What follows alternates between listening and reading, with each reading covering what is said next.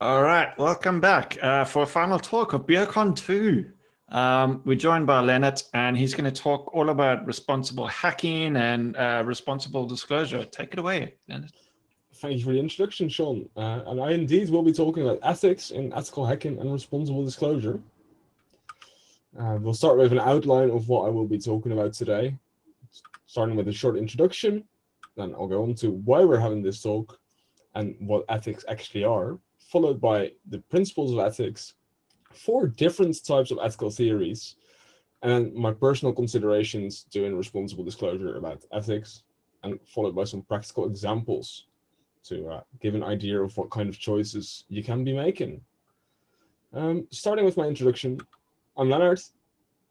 I do volunteer research for the Dutch Institute of Vulnerability Disclosure. You can find me on Twitter at Lennaert89, and I sometimes blog over at the URL you see on screen, but very infrequently. So we'll start with why we're having this talk.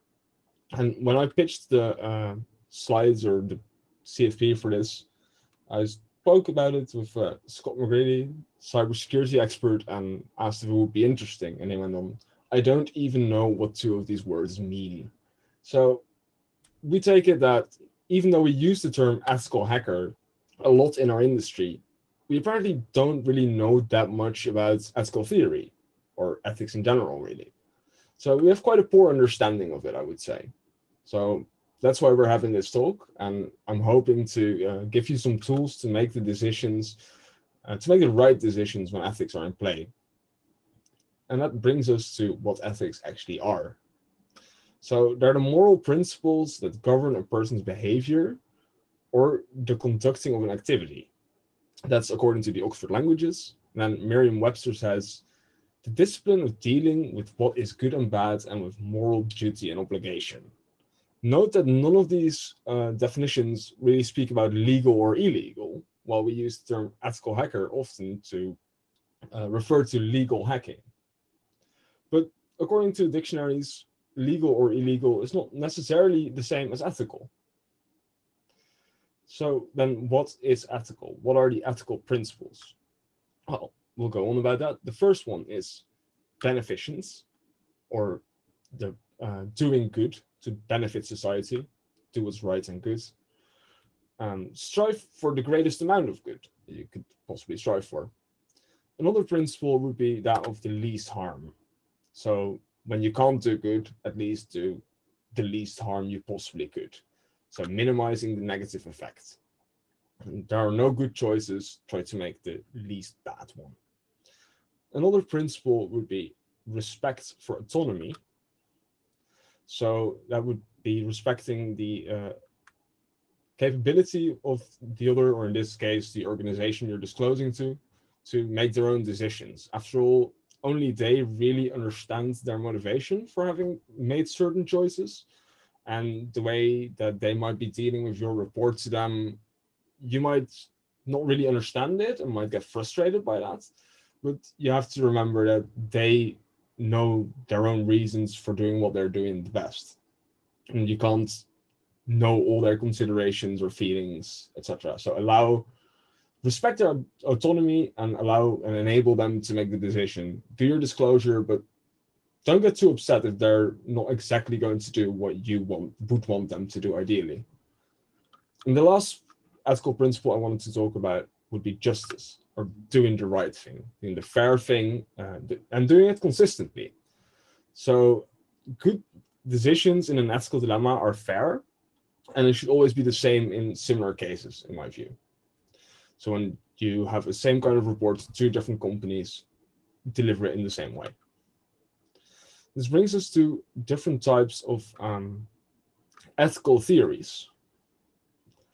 The first one would be deontology, or adhering to one's duty, one's obligation. So someone that follows ethical theories in this would always be following the law and would be very consistent in the decisions he makes. Downsides of these are that there's no logical basis in it. It's only simple, the duty, follow the law, obey the obligations that you have, but there's no real logic, and there's a huge potential for conflict. You could say it's your obligation to be on time for meetings. Other people are expecting you there. You should be on time. But what if you're running late? Is it okay to speed to get to your meeting faster? Because you would be, keeping up with your obligation of being on time. But then again, you would be breaking the law or breaking the obligation to not speed. So it doesn't give us a very good way of making a decision when there's a conflict. Which brings us to utilitarianism, or the greatest benefits for the greatest group. This has another set of problems where you try to do the best for the biggest group, but it means you would have to predict the exact outcome of all your actions. And you can't always know exactly what the outcome would be. So predicting that is hard. And it doesn't concern itself with individuals, really. It just wants the best for the greatest group of people. So if you put that into overdrive, you could be talking about a healthy person walking into a hospital. Well, we should probably take all his organs and cure 7 sick people. One person suffers, but 7 people benefit. That would be the, greatest benefit for the greatest group. And I think we can all agree that that would clearly not be an ethical action to do. So these theories too have their own problem. Then there's also theories that concern about rights. And with rights, we take the rights that are established by society, and they're given the highest priority. They need to be protected. And if someone has the right to do something, one would say it's ethical to do so. But it doesn't really look into how we're establishing these rights. You would need a secondary ethical theory to lean upon to get to and establish these rights. So on its own, it's still not very useful for making an ethical decision, and it's actually quite hard to make an ethical decision looking at all these. The last ethical theories are those of virtue, which means that they mostly look at the moral, the reputation, and the motivation of an individual for whether or not actions are right. I would say Scott is a good guy. He does the right thing. Even though this decision wasn't perfect, we'll still consider it ethical because we consider Scott an ethical person. This leaves very little room for change. And it leads us to that actions from 2 different people, even if they're the same action or comparable, might be judged differently.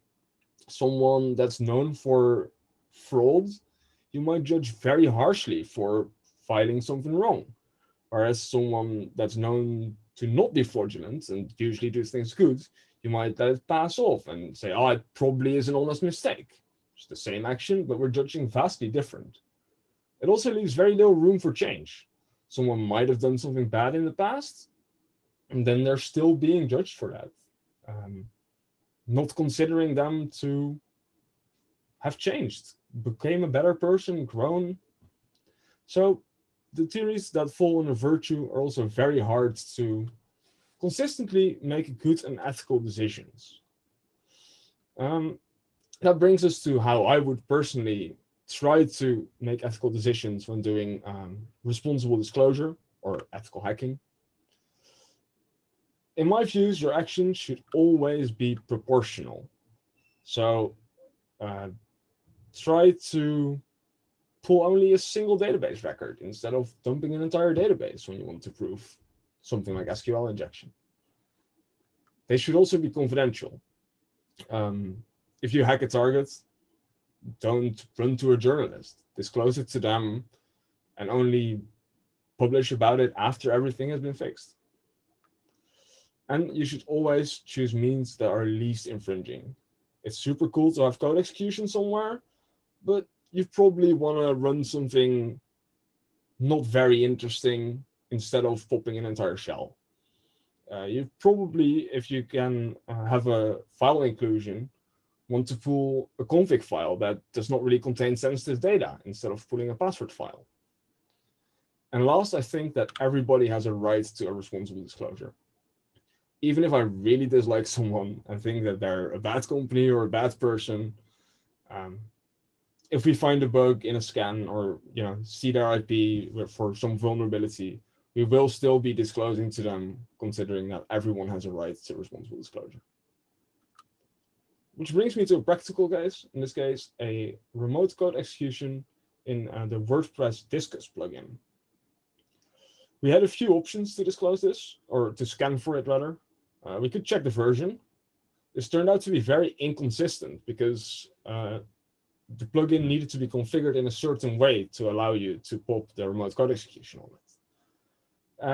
So this would have resulted in a lot of people getting a false notification that their WordPress site was vulnerable.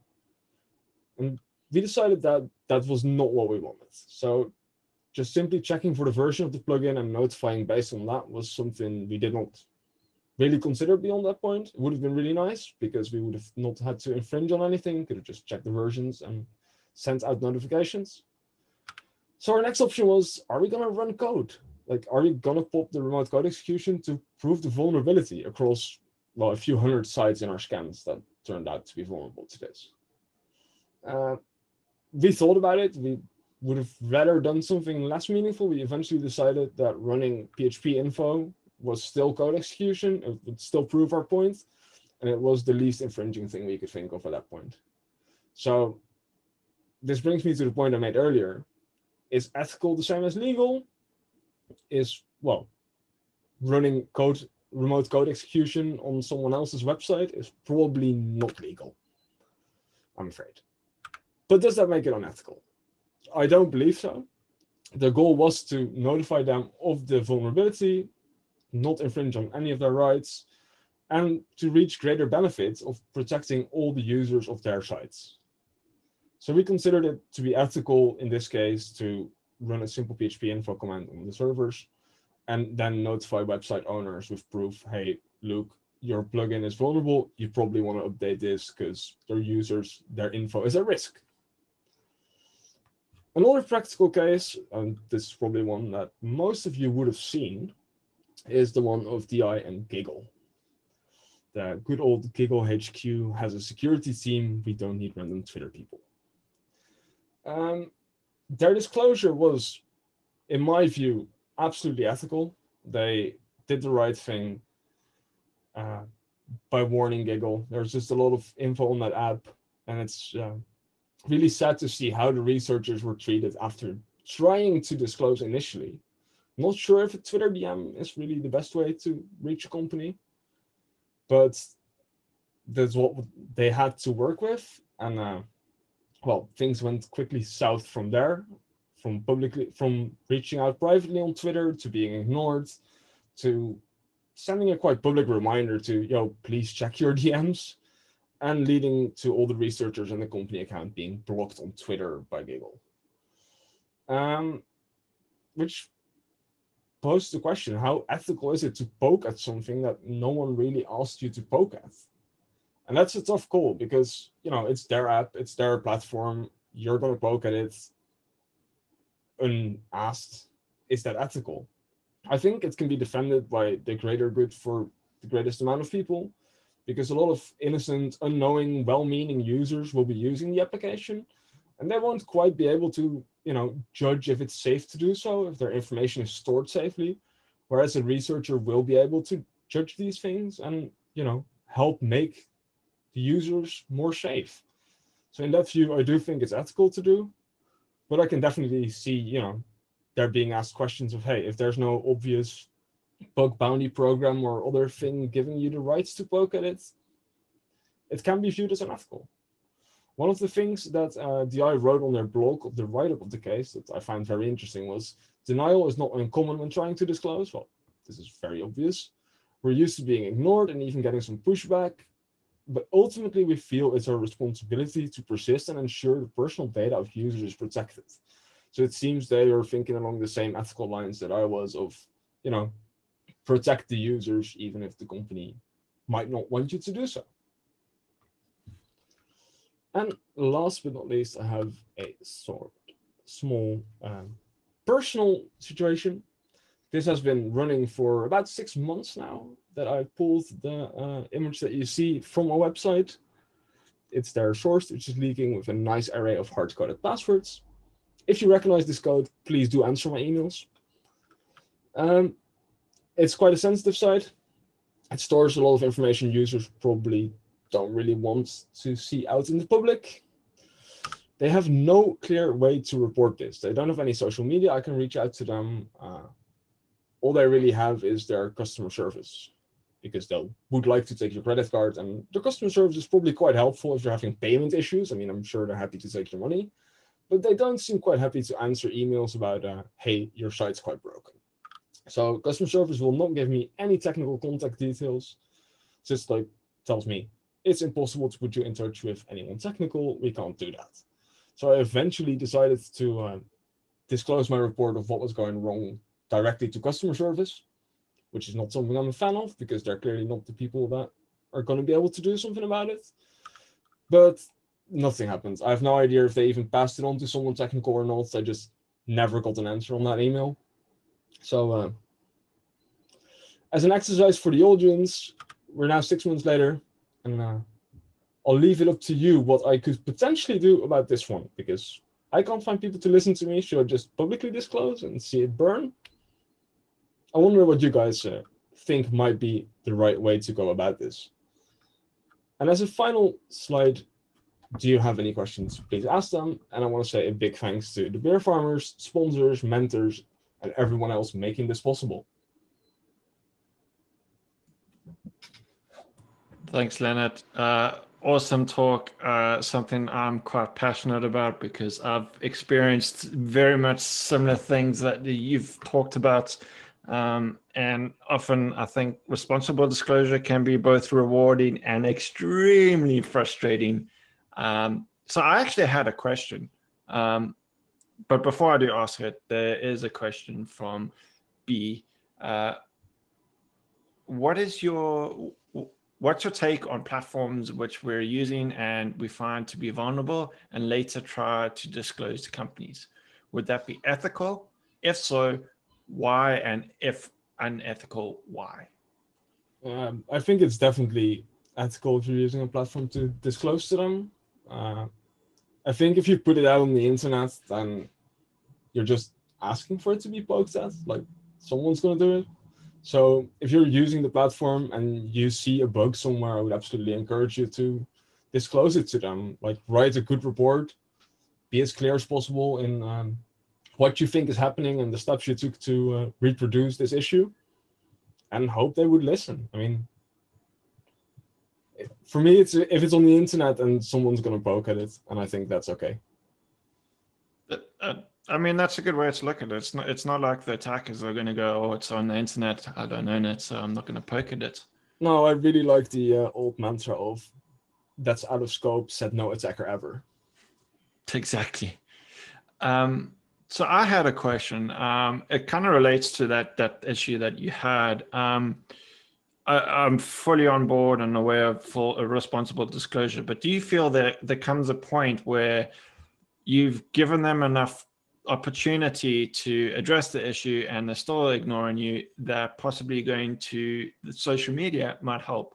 Like, for example, one instance that I know of, I disclosed something, I got ignored. A year later, it suddenly exploded on Twitter, and within a week or so, it was suddenly fixed.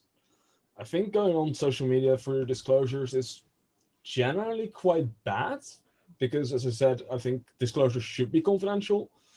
And if they're ignoring you, a lot you often see is sort of the risk that people just go to social media because they're upset, they're annoyed, or they want to stroke their ego and just show off. And I think for all those reasons, it can be a bad move to do. But if no one's listening to you and you can't get in touch, and you think the impact of the issue is big enough that it might either be actively abused, or might on short term be actively abused by people with ill intentions, then I think it's very fair to go on social media, because you're going to mitigate harm by doing it. You would get the problem fixed. If the only way to get it fixed is by going to social media and calling the company out, then so be it. For instance, the recent disclosure of the Donald Trump email hack went through social media because the researcher felt that he had no other way to get in touch. Like, he considered it quite a big risk that the account was that easy to log into, especially with the elections coming up and everything.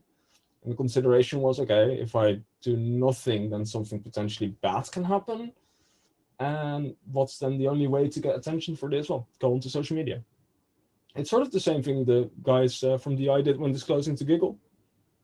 And I think it should absolutely never be your first step, but it can be warranted in certain scenarios. I hope that answers your question, Marshall. Yeah, and I completely agree. My personal opinion is give them a chance, a sufficient chance, and if not, then try, because at the end of the day, it's helping the users more than anything, because they're going to ultimately be the ones affected. Yeah, and by go on social media, I mean call them out and not just 0-day drop whatever the vulnerability was. Yeah, I would recommend that. Scott, I would not consider that very ethical, to be honest. No. Scott, do you have any questions? Yeah, we got one through from Nikos. But before I read that one out, I just want to say it's really important to have the discussion around responsible disclosure and vulnerability disclosure. It's really easy. I know we've said it a million times. I'm kind of bored saying it, but it's really easy to see something on Twitter, jump on a bandwagon, and beat a company around the head, even if they're being ridiculous, even if they're being objectively stupid compared to us. But as we've heard from multiple speakers who, like Gerard, like James, like everybody that has kind of come from a different industry or had a different experience and goes, here's what your work impacts in this sense. We have no idea how they're taking it. So they could take it as a troll or as an attack. So having the discussion is really good. And I think Mike's talk really ties in nicely about understanding how your message is going to be interpreted by the other side before you send it, and how you handle it. It's really important. I'll ask Nikos's question now. Any opinions on intermediaries for responsible disclosure, HackerOne, etc.? If you mean intermediaries as bug bounty programs, then I think they're a good thing. I'm not entirely sure if the researchers really financially benefit from it, and I would personally not pick it as a career. But if you mean intermediaries as like just a company you disclose to and they'll go and do the entire disclosure for you, I know there's a few of them around. I prefer not to use them if I have other options, because it means I'm telling a third party about a bug before really speaking to the company that is impacted. So I prefer not to use them, but if there's no other way, or if the disclosure is being absolutely painful and a company is being horrible to work with, then I can totally see why you would use an intermediary and just not have to deal with that shit. Okay. Yeah, no, listen, thanks for that. Does anybody else have any questions in the room for Lennaert? No, I just want to again say awesome talk, really good points. So yeah, thank you. Yeah. Thank you for giving me the chance to speak. It's been an absolute pleasure. Brilliant. Yeah, and before we wrap you up and say thank you, I just want to say a big thanks, because not only are you speaking at this, you and Gerard are the two speakers. You're both on today, but you had like a slight disadvantage where you were working for us behind the scenes in the green room and helping all the other rookies. So you didn't get that whole, you got to sit yourself and tweak your slides up to the last minute. You're busy helping others tweak their slides. Massive respect and kudos to you for that. Thank you so much. We couldn't run an event without people like you behind the scenes. Thank you so much. That was a brilliant talk. Mike, Sean, any last words? No, nothing really. Can't really add much to what you just said there, Scott, other than echo. Thank you, guys. So just for anyone who's interested, we're going to take a 1.5 minute break. We'll be back straight after the video with a closing speech.